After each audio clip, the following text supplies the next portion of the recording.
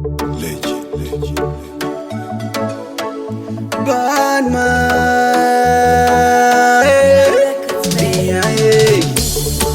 bad my truth, in a bad my good, and real by sing again. Bad man say, chiwo changu ndo kufata ini, andi mbofaka na ndago kanganwa isa kamusande chera, kuomba ndagara ndiluya,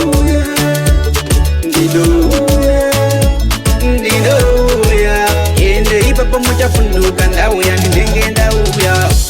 Ndoziya kuti ndimi makatakura 9 months, zvaisava izi kundirera ndikakura baba vasipo.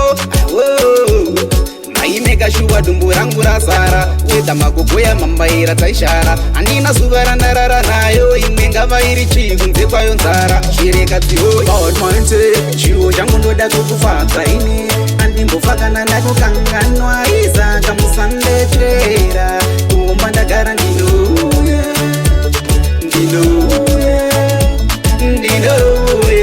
ende ipapo muchafunduka ndauya ndinenge ndauya. Toti tikagara boys, musafa makadiba kwamakabva boys, mubereki wako mufadze uyo. Uchaona wega zvikombororo zvega, zvichizita zvega iwe mwana sekwa. Bad man chikila pili nazi ndotenda, saka newe tenda ikumusha endai. Bad man say, chiwo changu ndoda kukufadza ini, andimbofaka nandako kanganwa iza kamusandechera, kuomba ndagara ndinoya,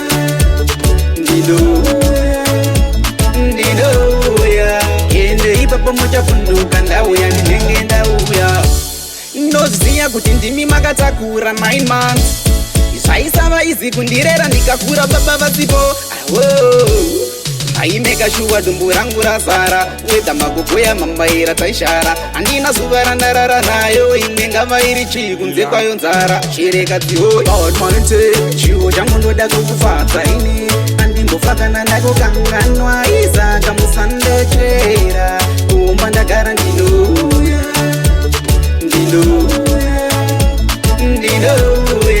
ende ipapo muchafunduka ndauya ndinenge ndauya.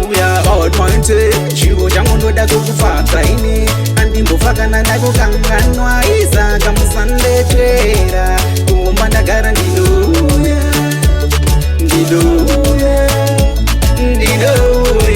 ende ipapo muchafunduka ndauya.